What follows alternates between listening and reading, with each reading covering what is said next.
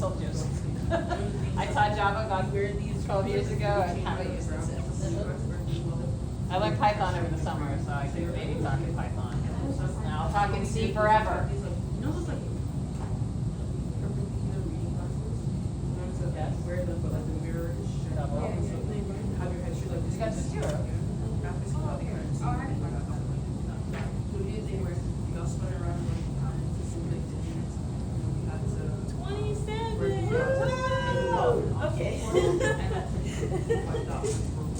So some brewery came out with a beer called Dabble, and I was like, I need to own a can of this, so I have it on my like display shelves, the Dabble can. I'm thinking of stealing My father may have been a computer science teacher. So yeah, he worked in industry when computers sort of became popular.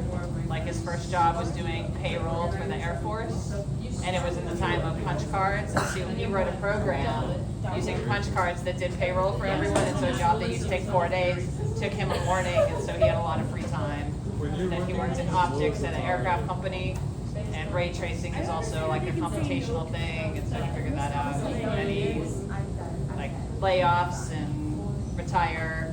And he became a computer science teacher at a little high school in Pasadena. No, he's long since gone, but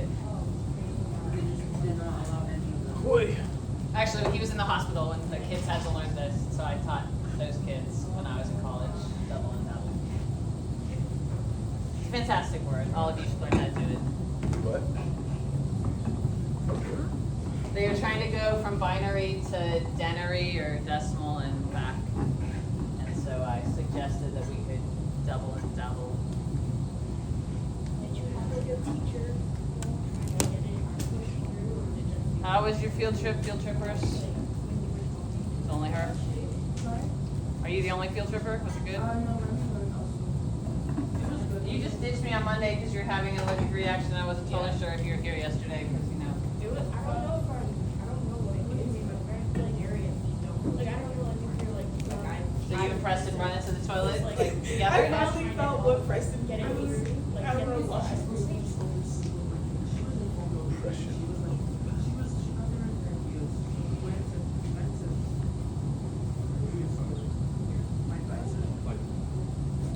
What's more comp-sci? I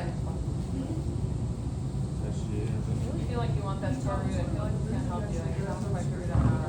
But yeah, because you said we can't use math as for like or we can use it in like why? I think like no, because if you think about it, like outside of like someone's jobs, I would like ask her.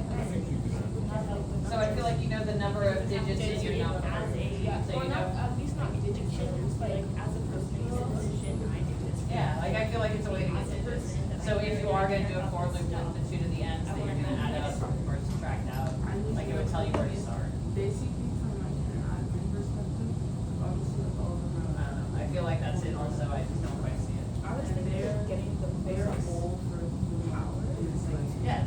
Getting the focus power again. that's obviously like But like can't like you don't have libraries to shop in, but like it seems like there are some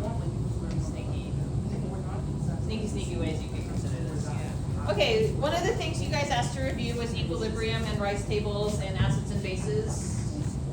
And I have some notes, but I feel like the problem isn't so much understanding equilibrium as like effectively doing rice table problems. Is that accurate, those of you who requested this fun lesson? I didn't request this, Elizabeth didn't request this, so like I'm asking what you want. It's like I didn't request it. So you guys asked for 17.1 and 18.1, which is equilibrium and rice tables and acids and bases. And so I'm just, like, my perception of what you would want help with is actually doing the problems. And I'm asking, is that your reality? And Amraj is saying, no, that is not her problem. no, it is. Okay. I don't understand anything about acids and bases are fine, but like Equilibrium is the risk table. except for the weird. Well, it's rice little thing. table. Is the risk different? Yeah, riff is different. So then like Riff is not equilibrium, rice is equilibrium. is risk also Riff RIF is like a reaction that goes to completion. So I think all of us were taught how to do stoichiometry by different humans. And I probably taught none of you. So I mean, I learned stoichiometry in this class, so. I agree. But like some people learned BCA tables. Are any of you BCA people? It means before, change, after. It's a BCA table. I think Lucy Payne may have learned them and taught them to Charlie, and so it was a thing among the ninth graders last year. I don't know who started it. But like how would you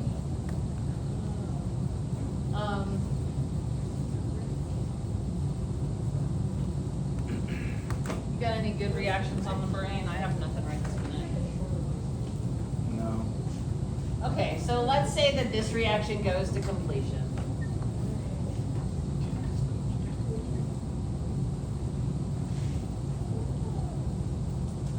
And can you imagine this being a limiting reactant problem, and I tell you how much of these two things I have, and you have to determine how much PCl5 you would make? So let us imagine that I told you you had a calculator maybe.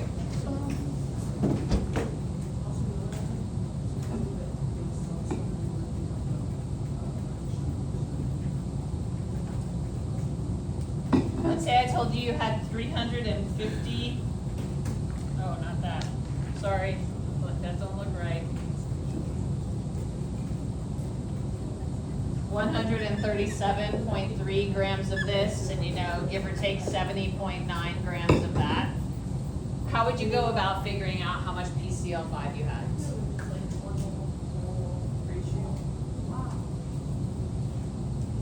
You're saying ratio? You add them together and just figure this out? Can you always do that? I think I would have to find a limiting reactant. Now, if you recognize the numbers, you might know that there isn't one. I tried to make the math easy so as not to embarrass myself. But I think what you would have to do is determine the molar mass of these things and say it's 137.3 and 70.9 to my interest in significant figures today. And so determine the moles of these things and say it's 1 and say it's 1. And then ask yourself the question, if I used 1 mole of this, how many moles of that would I make? 1. And so I'm going to make 1 mole of this, and it's going to have a molar mass of 308.2. And so I'm going to make about 208.2 grams of it. Everyone is cool with that? So another way of setting up this kind of a problem, this is an approach that Miss Gupta used to use. She had like tables when she taught it one year. I don't know if that was a year any of you did it, but these are approximately the tables she would have had. Another approach to this would be turning it into what we call a RIF table. And a RIF table is any time, again, that you have a yield zero. And we don't really have true yield zeros very often, but some of you were remembering the oxides that we had to learn in chapter 3 on a recent set of questions. That is a reaction that definitely goes to completion.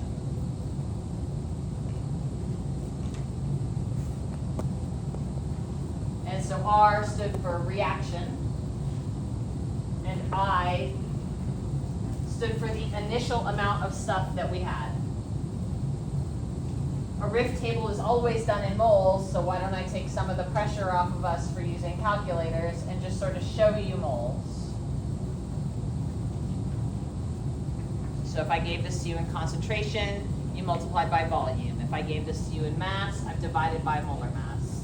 But whatever it is, in my RIF table, I have managed to come up with the initial amounts of my two reactants. Now, half of you in the room are already done with this problem, and you're able to tell me how many moles of products I could make.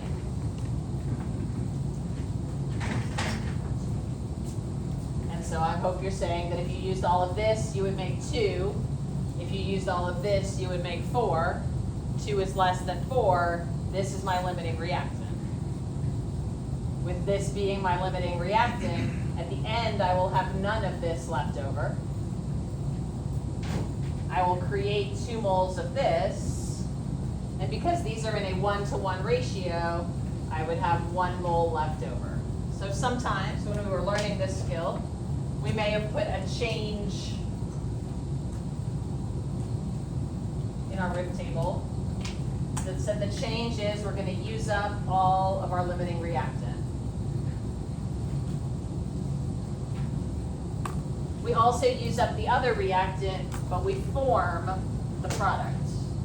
And the mole ratios here are 1 to 1 to 2, just like the mole ratios here are 1 to 1 to 2.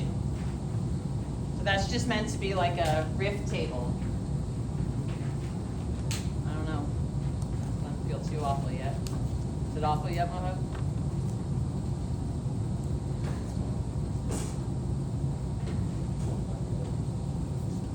It's just for initial for the initial. Yes, keep it at 0. Sorry, so Brecken thinks I should have a 0 here for the initial amount of the products because I indeed did not have any to start with. So again, we have made the assumption not only that we can determine what the limiting reactant is, but also that we will use it all. This is not equilibrium. This is completion. This is a yield 0. That's why this is final. But what happens in real life is that these aren't yield zeros. This reaction will not go to completion. And if we put these reactants into a flask, what we'll find is that at infinite time, we will still have some of each of them.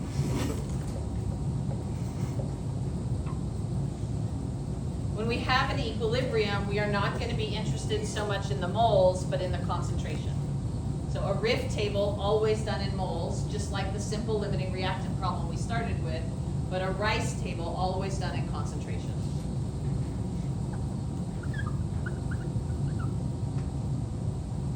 Not super good at going between decimeters cubed and liters. I apologize if the freshmen use liters. So in a typical problem, there are going to be a few pieces of information, and you're going to be missing one.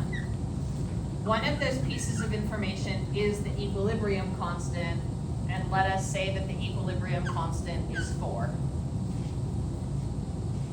An equilibrium constant tells me something about the ratio of the products to the reactants at equilibrium. To determine it, I take the product's concentration, I raise it to the stoichiometric coefficient, and I divide it by the reactants raised to theirs. The initial conditions that I have in mind could still be 1 and 1. The difference is that I don't tend to put units in this table because I know it has to be in concentration. And I want this table to look a little bit different than the table over there. So R stands for reaction and I stands for initial. And before Brecken calls me out, I am assuming that we have no PCl5 to start with, but it doesn't matter. I'm, again, trying to make the math not too arduous, but we'll see if I fail. The change that's supposed to occur is that we're going to use up some reactants and make some products. Now on the right board, we were able to assume that we would use that limiting reactant because the reaction's going to completion. On this board, the amount that we use is going to be governed by this equilibrium constant. Now I can see that the equilibrium constant is greater than 1, and I happen to know this formula without consulting my data booklet. What does that mean about delta G? It's spontaneous, so I expect that this reaction is going to be somewhat product favored. Right now I have no product, so I expect that this reaction is going to be going forward, and so I'm going to tell you that the change that is occurring is that some of the PCl3 will react. So I take my favorite variable x as the sum, and it's minus because this amount is going to become smaller. But because of the 1-to-1 ratio here, if I use this much PCl3, I'm going to use exactly as much Cl2. Yes, ma'am. And so what Audrey already told you is that I'm taking the stoichiometric coefficient in each of these cases and I'm multiplying it by x, but in each of these cases it happens to be 1. So if we had a coefficient, it would read as 2x or 5x. But we know that at equilibrium, we have less PCl3 than we started with, we have less Cl2 than we started with, and we have an amount of PCl5 that we think should be significant, because K was larger than 1 or delta G is negative. I can use my expression for K and write the equilibrium constant in terms of these concentrations at equilibrium. I did not do a good job making this solve. Oh, So K is less than 1, would you switch the sign of the reactants to plus? no. The reason for that is that I actually have 0 product. So if you wanted a more advanced look at this, you could calculate Q.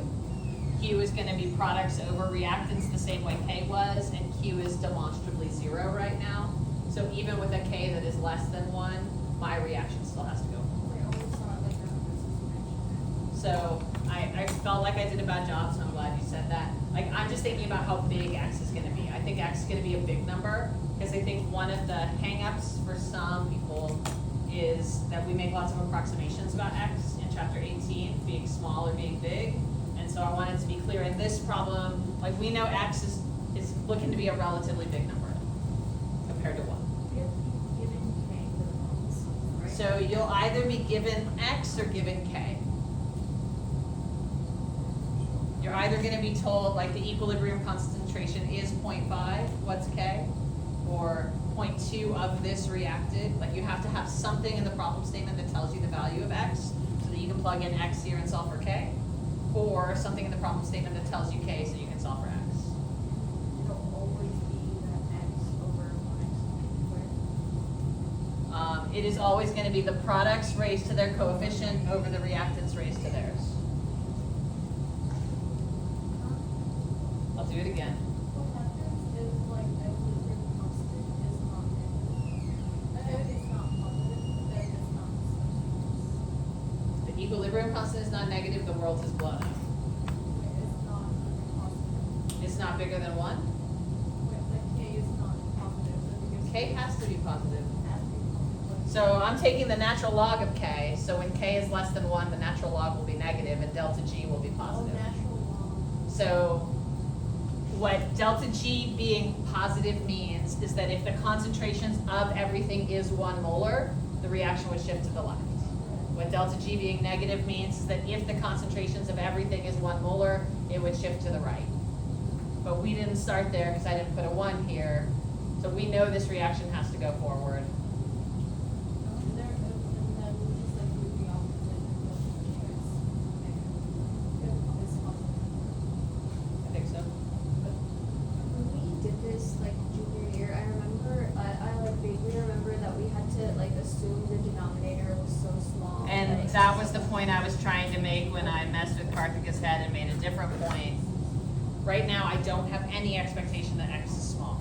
I imagine, if anything, that this is a product favored reaction, and so X is gonna be a relatively bigger number. So you actually have to solve. So I definitely have to solve for it.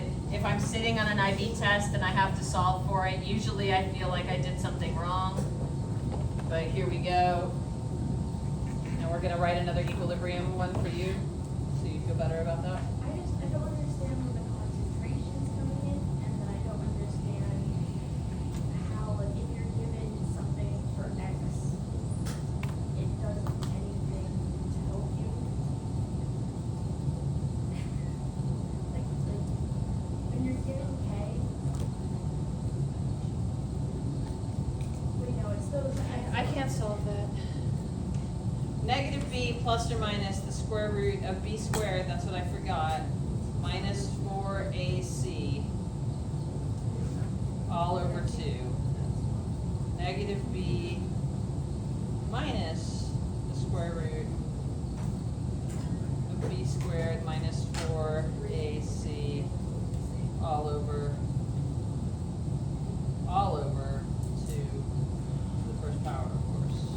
I got 0.468. I got, You did too? You did not? well, no, I got one of those with one of my answers with that, and then I also got 8.5. Okay, so Moheb showed some calculator prowess that I clearly lacked, but I got there when I remembered b squared. Since this is a quadratic, there are two solutions to it. The two solutions are 8 and 0.5. The 8 answer is not reasonable because it would give me a negative concentration. We know that x is bounded by 0 and 1.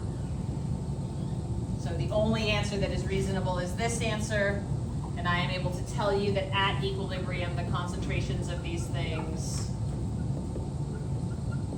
are these values, whatever they may mean. Wait, when did you say we can assume that X? Yeah, what's the case where we don't have to solve? Yeah, when do we assume that X is? So generally speaking, you want to assume x is small when the reaction doesn't go very far forward. And so that's going to be when k is a very small number. So when k was less than 1 times 10 to the minus 5 is when we started making the approximation that x was small. So when K is less than what? 1 times 10 to the minus 5 was like our ballpark. Okay, K needs to be like decimals, not like 0. So again, it has to be positive and it has to be less than 1. So there's not a whole lot of room there. So yes, it's going to be a decimal, but it has to be a small decimal. That's a relatively big K. 4. I don't know, it says that. I know, it's like.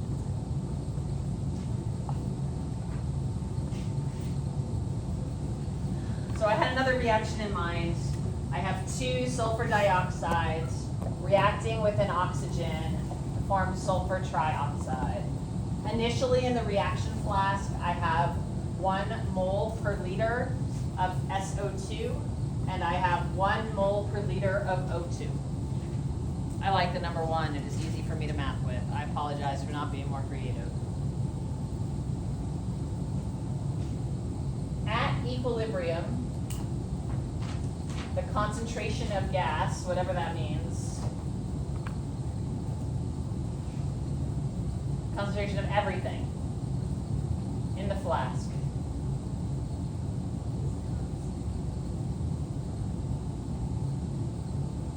is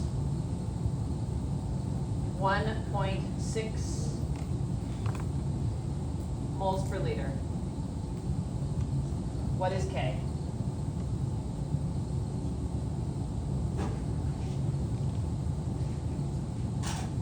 Normally we would do this in pressure units when you guys go to lovely schools in America and learn equilibrium again. They would ask you this question in KP, which is pressure. It would be a less stupid statement here, but it don't matter. The problem is solved. So I gave you the reaction, and I gave you the initial. I'm going to need you to help me with C, the change, and E, the equilibrium concentrations, as well as an expression for K in terms of the concentrations and in terms perhaps of X. So when they say write the expression for K, they usually want it in terms of the concentrations. That's usually a 1-mark question. But I also am going to want to do some solving. I'm going to want to find a mathematical value, like a numerical value for K. And so we're going to have to plug in some numbers. Wait, so 1.6, it's the concentration of everything. Everything. So what I'm trying to say here, in a thank goodness I am not the person that has to measure it kind of way, is that the sum of these concentrations at equilibrium is 1.6. Again, it is typical to do this with pressures of gases, not with concentrations, but I'm just trying to come up with a problem that I thought addressed your question that isn't too far off. 0.4, 0.8, 0.4. Because those numbers don't make sense to me. Amarashi. No. We just ain't done this in a minute, Amarashi.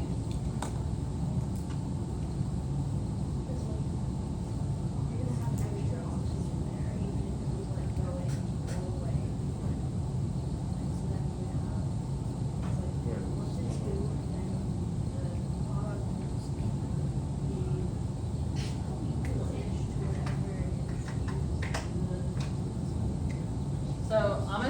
my way and we'll see if we agree with Elizabeth, because I don't know what the answer is yet.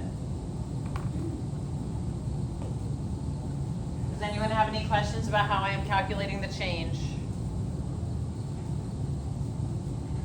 So I chose something with stoichiometric coefficients this time because I felt like I had used only ones, and so you weren't necessarily seeing where they were going. So this time I shoved some 2's in there. Again, on the left-hand side, it's subtracting because we're using up reactant. On the product side or the right-hand side, we're adding because we're making product. And the coefficients in the reaction go in front of the x. So the equilibrium line is the sum of these two things.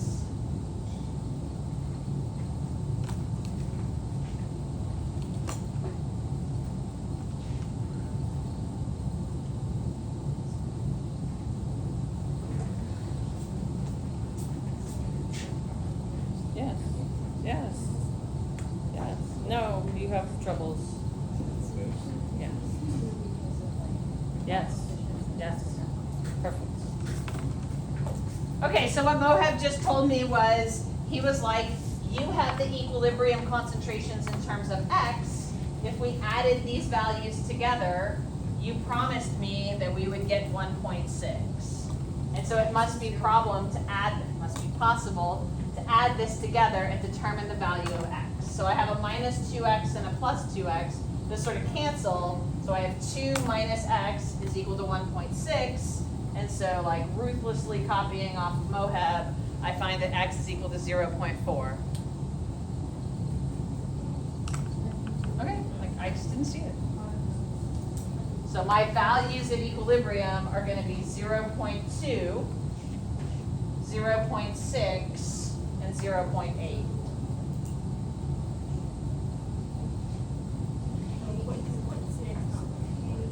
And I just couldn't make your numbers make sense. Like, I feel like you're doing the right thing. I just needed to write it down to believe the numbers.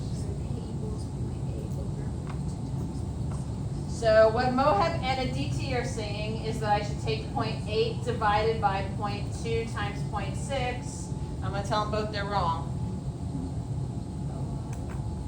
Yeah, because I haven't written the equilibrium constant expression correctly. It's always going to be worth a mark, so I'm going to write it down because I am a slave to the mark scheme, right? And I need to make this happen. But SO3 is going to be 0.8 squared over 0.2 squared and 0.6. And so then Audrey's going to tell me that this is 16 over 0.6, which is 16 over 3/5, which is 80 over 3, which is, you know, not quite 27.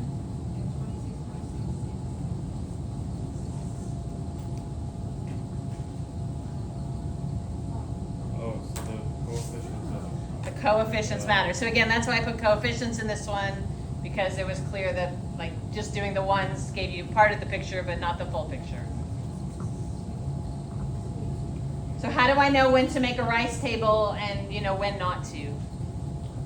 Maybe it's like in concentration and like if. Things need to be in concentration, and I need to have some idea that I have an equilibrium. Neutralization reactions are not equilibrium. Amarachi. Wait, so when you said that the coefficients matter in the equation, it's what products, so products of coefficients or reactants on each other. Then why is the product of the SO3 0.8 and not 0.4? Because it was 2x. Oh, so 2x Quantity squared. and then times. Okay. They're sniffing pens. Did you guys have Smensels? Are you young enough or old enough? It's the pencils that, like, if you scratch them, do it like smell like whatever color they were. Then they make Smens. Really, like the scratch ones, that's weird.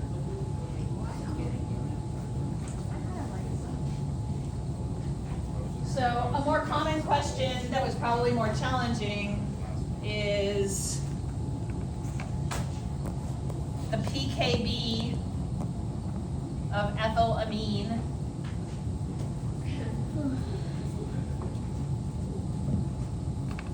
like it goes from 0 to 60 fast, right? I want it to be table 18, so you know, let's hope. Nope. Table 21. The pKb of, I have ethylamine in mind, I don't really know why.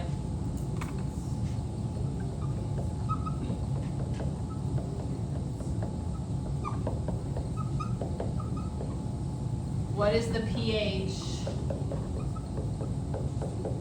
of a 0.1 molar solution?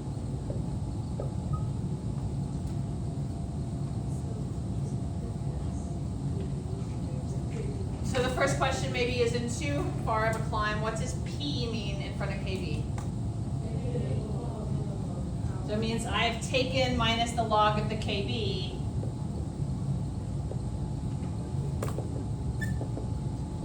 So the KB itself is 10 to the minus 3.35. That is a base 10 log E log, not something newfangled. The whole point of that is just to make the number look manageable. It's just to make a nice table. 3 is a pretty number. 10 to the minus third is a disgusting number. The next question that hopefully you're asking yourself is, I now know the numerical value of K within punching it into my calculator, but I don't have R. What is R? Like they put that cute little B under there, so it's supposed to be some sort of a clue about what the reaction is. So it's a base dissociation, so that means I'm going to take the base, I'm going to add it to water, the base is going to do what bases do, and steal a proton, and leave behind some hydroxide.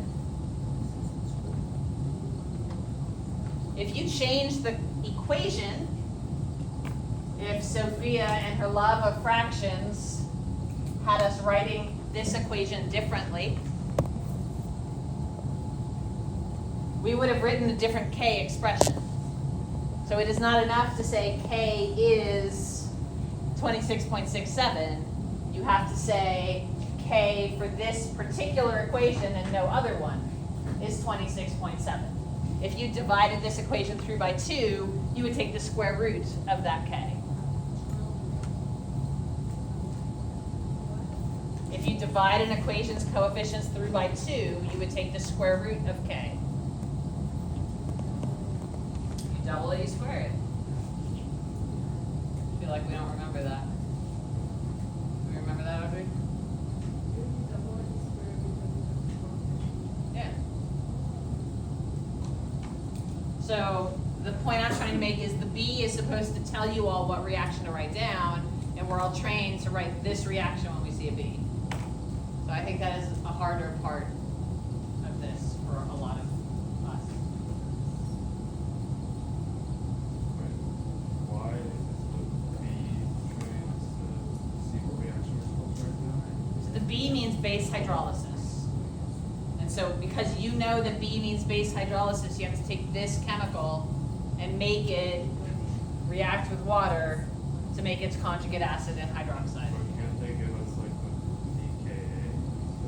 I mean, they could have given you the pKa, but the pKb is like attractively in your data booklet, and ethylamine is a base.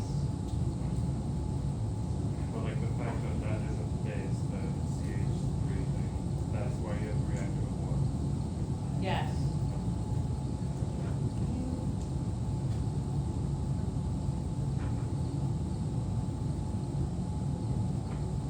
Is there always a solve this without writing that out? I mean, yeah, Tibiosh is just gonna say K is equal to X squared over 0.1 minus X.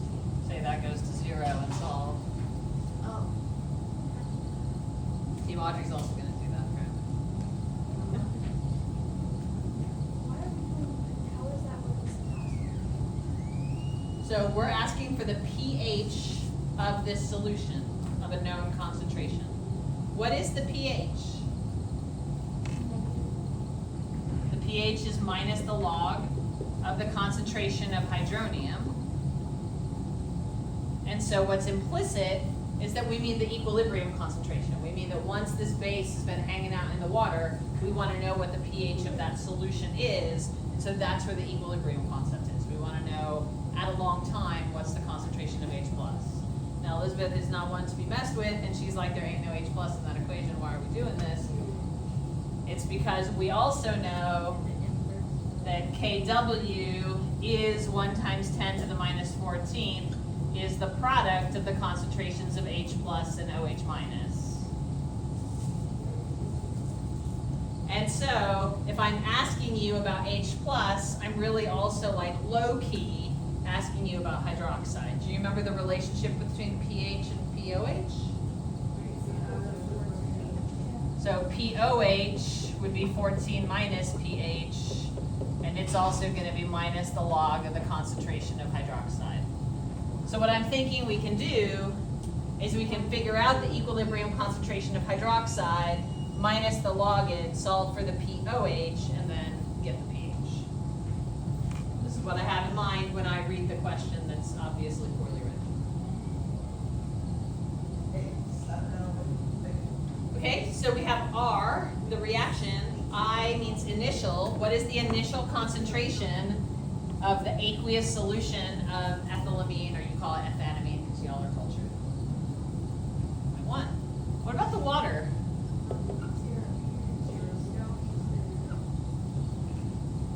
Because it is a liquid and not an aqueous solution, we do not include it in an equilibrium constant expression. What else don't we include? We do include gases. Ha ha ha. What else you got? Only one more phase. We do not include solids and liquids. They have unchangeable concentrations. Water is always 1 gram per milliliter. Water has a constant concentration of 55.56 molar. We don't include it because it doesn't change. Liquids and solids, because their densities are kind of constant, and so their concentrations are kind of constant. If you take pChem, you can say it's because their activity is 1.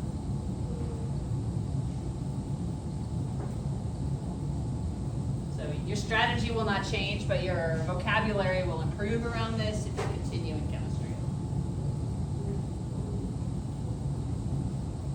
And you'll write a lot more Greek letters. I like Greek. So what is the change? Well, the change is that some of our base is going to hydrolyze.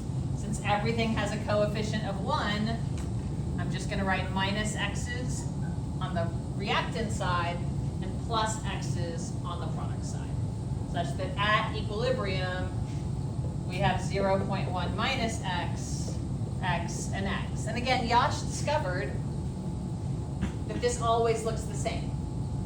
And so when you do one problem a year, you work it out. But when you are grinding through homework practice, you're like, oh look, it's x squared over 0.1 minus x again. What is the 0.1? It's the concentration, so that's the most changeable number. Right? So it's x squared over the initial concentration minus x. Now K is in like a little bit of a complicated place. I told you that my bar for K was 10 to the minus 5th, because I have standards. But I'm gonna lie to you right now and say, let's go for it. Because one of the rules in an IB paper is that you should not have to solve a quadratic. So if you are solving a quadratic, stop and make an approximation. And the next question is likely to be, yo, Elizabeth, what approximation did you make? And you'll say, I assumed that the amount of base that hydrolyzed was negligible compared to the initial amount of base. That's always the approximation that I make. And so I don't have to judge if it's good or bad. If I were in AP class, I used to have to prove that I was within 5% of the right answer. So there was like a mathematical, is this okay moment? We don't have that moment. Margaret simply has the moment where she has to say, well, this looks a whole lot like a quadratic, and I really am not feeling it. Like to the point where even though y'all know how to solve a quadratic and I don't, y'all graph. I always forget to graph and find the zeros such the right way. Like you'll get more marks for not doing it. The KP is the K.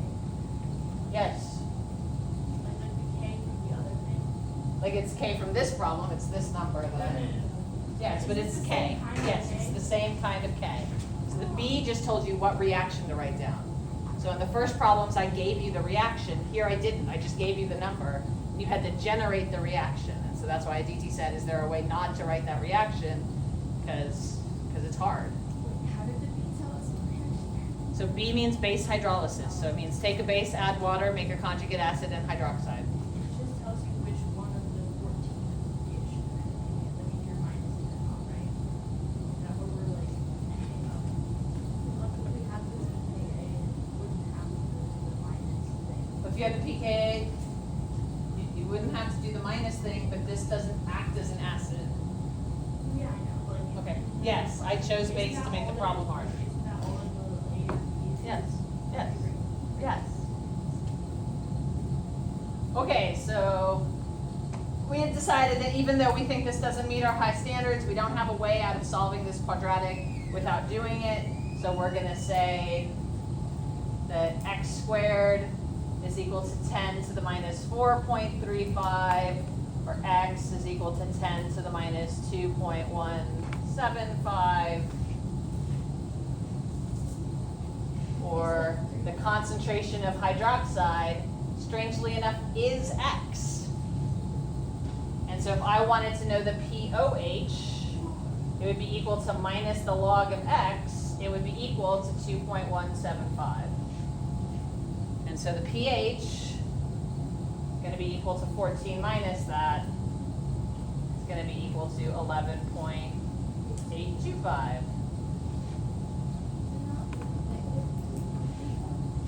What? The 0.1 Oh, okay. multiplied there and change that 3 to a 4. This is how I don't use a calculator in class because I really don't like it. It's my least favorite thing in math class, watching someone punch on their calculator. What do I recommend that Moheb does? He puts like this is in his calculator, like he types this in. It's just a number and he takes the square root of it like a big boy, you know? Like I took the square root of it like I'm too chicken to take a calculator out because I really dislike it because I think I'm slow and I'm embarrassed when I use calculators. So I don't like to do it in front of people. But all I've done is taken a number in my calculator and hit the square root button. And then I hit minus the log button, and then I 14 minus that. So I do not show my mathematical skill set on this exam. These are just numbers. You mentioned that KB is the base hydrolysis. So with KB, you're adding a hydronium and then you're getting a conjugate base. So if we had been given a Ka of some acid, ethanoic acid, we would write down the acid, we would add water to it, and we would do acid hydrolysis. And acid hydrolysis, and acid does what acids do best, and it donates a proton.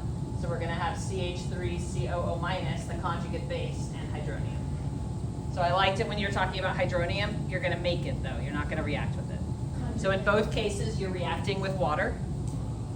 And in both cases, you're making the conjugate and either hydronium or hydroxide.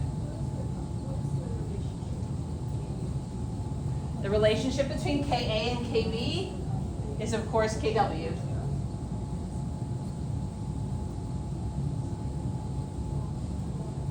I can prove that to you if you want, but the product of them is Kw. Do you want a proof or are you content? Okay. I'm just like, it's not hard.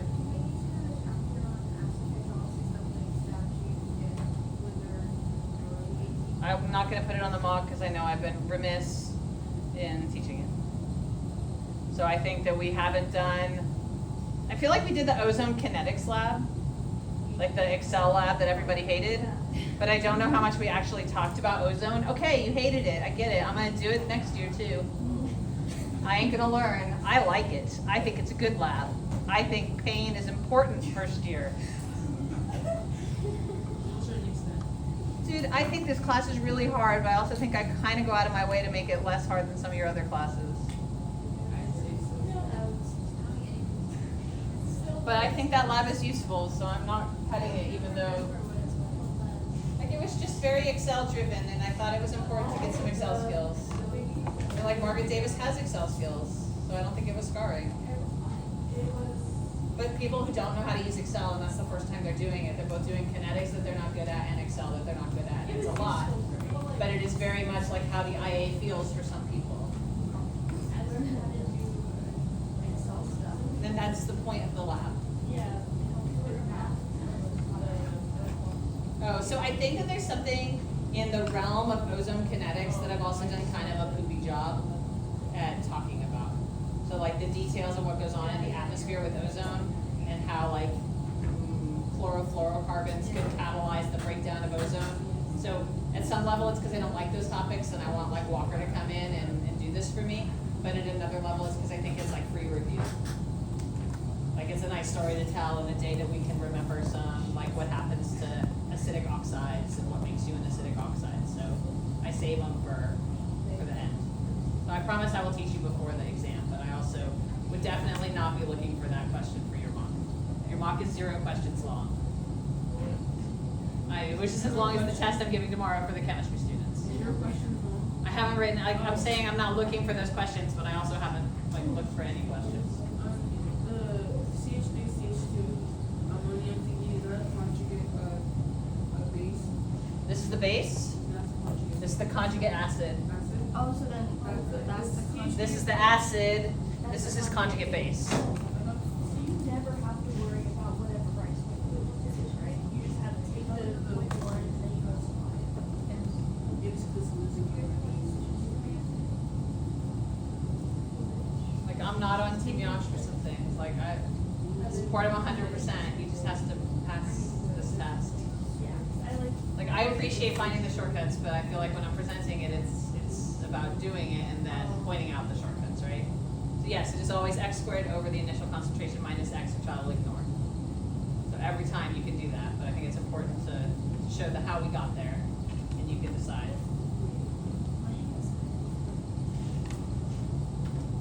We are going to do this again in option B. You might recall that I really enjoy titrations, mixing an acid and a base together and calculating the pH at different points. It's like a hobby. And with that being my hobby, you both have an idea of how boring my life apparently is. But also that we're gonna do weak acid, strong base problems in the buffer zone in the option when we get back from the mock. Is it on your mock? No. Is it something you have to worry about? Not at all. It's actually quite easy.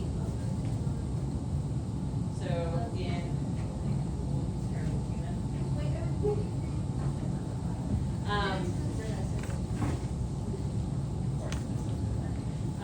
so buffers are on the mock. You have to know the pH at the half equivalence point. You have to know in the buffer region we are resistant to changing in pH upon the addition of small amounts of acid or base, and you have to be able to show that with 2 written chemical equations.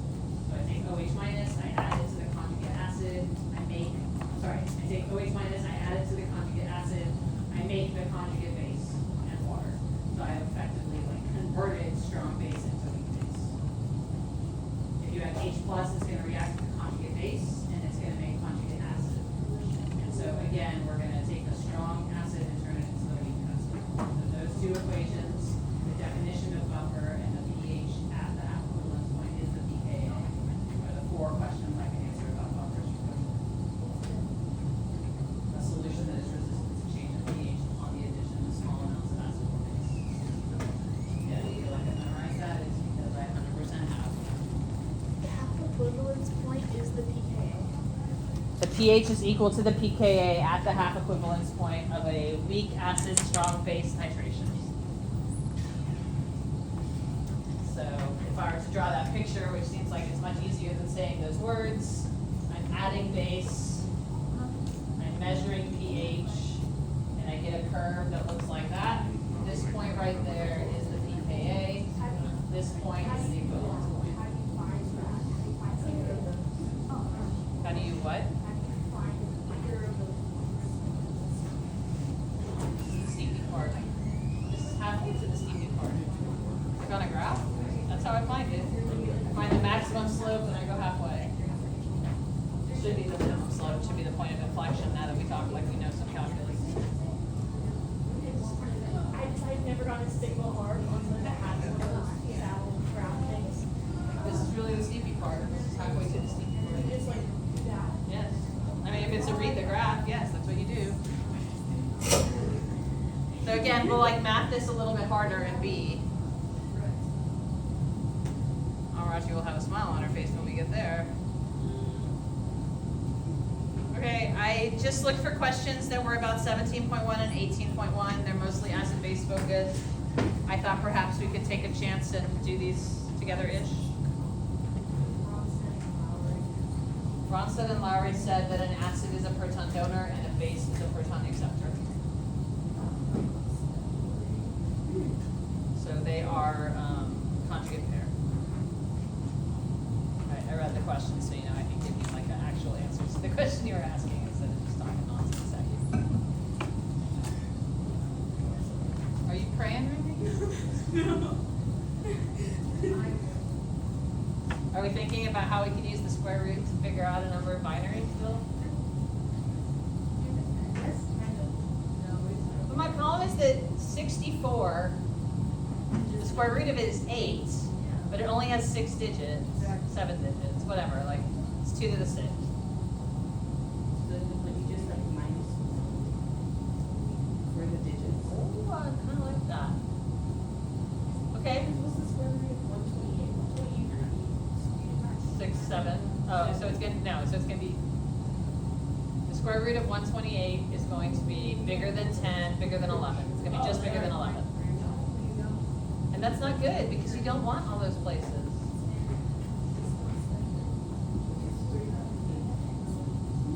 I feel like it's just the like nearest power of 2 thing. I do too. I think it's just about figuring out what the nearest power of 2 is.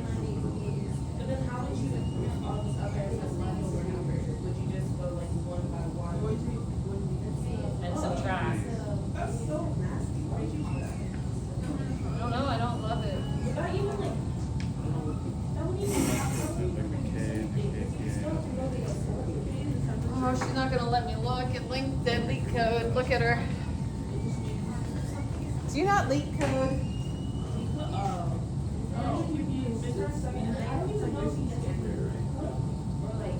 Like I feel like I saw this. Of course, I just want to know how I did it. I'm not saying you can't find the answer on the internet. I'm saying I've solved this problem and I thought this is so stupid. I'm like, I don't feel like I have one right this minute. That's all. That's like kind of a solution to the last one. I looked at all. I did the Have you ever done additive code? So every day in December they come out with a new problem, and it was all about these L's. It was interesting. It was a story. It got quite hard. I never got past it. But like you play Minecraft. Oh, your kid is So like one of I play Minecraft just as much.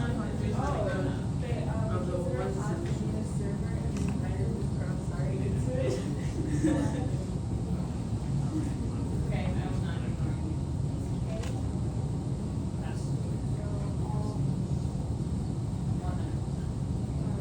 So there's no calculation, you just need to know K is going to be bigger or smaller. So for an exothermic reaction, you raise the I didn't know you had one. temperature of the They have reaction to personal the ones. left, and we know K gets smaller. The only way to change K is to change the temperature. But in another class, you would get a mathematical. In another course, you will mathematics. In this course, you would say we need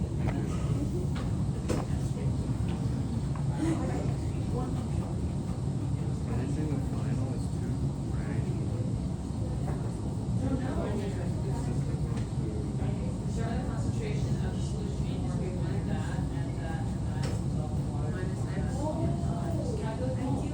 for any Yeah, you're gonna do market, get N, there's no take N divided by 2. So a general thing that I have noticed, gases are not like really part of your curriculum. They were in a lot of ways removed from it. But the recent tests have a lot of gas problems. Yeah. It is coming back in the new curriculum, and so I feel like they're trying out some things. It's Yeah, so interesting. two. They really like took out a huge chunk of it. The second gas related problem. Yeah. So it changes. I'm pretty sure two of solution is like this plus this. Of solution is like everything particular. Das ist nicht ein equilibrium problem. That is not an equilibrium problem. Oh, this time is not. Is it? Oh wait, Not is it A. strong? Is it strong?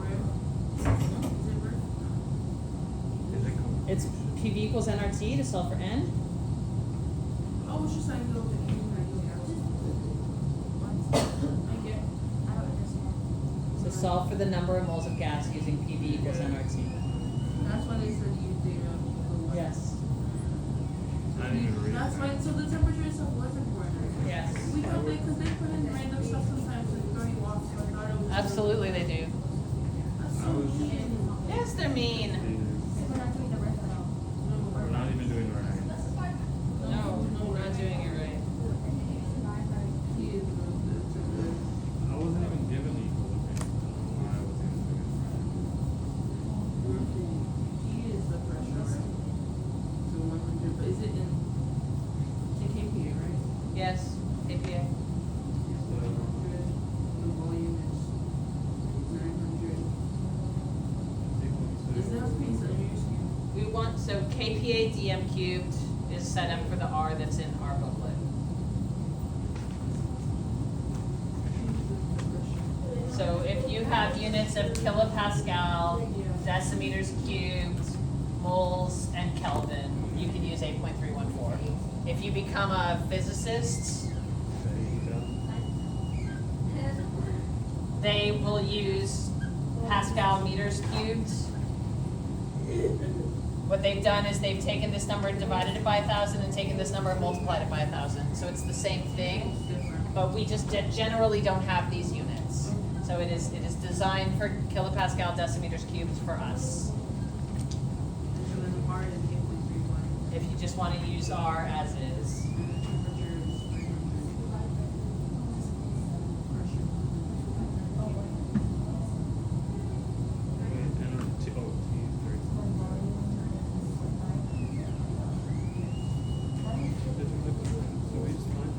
Yeah, it's fine.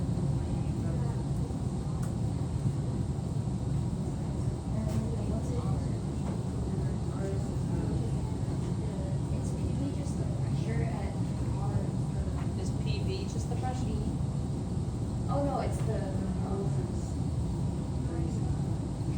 PV equals nRT. Yes, PV equals nRT, so you can take the pressure. That's a V volume. Oh.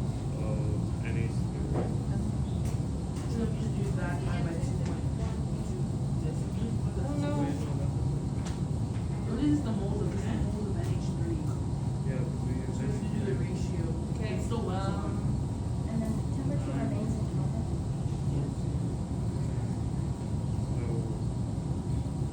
Where are we using the two? Where is the? That's the brain. No, No, you don't need more much. You're finding the concentrations of That's what it is. That's what we're trying to figure out. over two. Just 36. Yeah, It's not a back. 18 points. Oh, yeah. That makes sense. It's asking if the solution formed when, per se. So it's asking if It's it's like like weird, like it's like two of solution. It's like that's not the ammonia and the hydroxide. But even still, it's the 1-to-1 ratio. No, yeah, so it's Did you get 18? Yeah. Yeah. So yeah, 18 Yeah. I can't get question bank open, so like I got 18 when I solved it myself. It's thinking.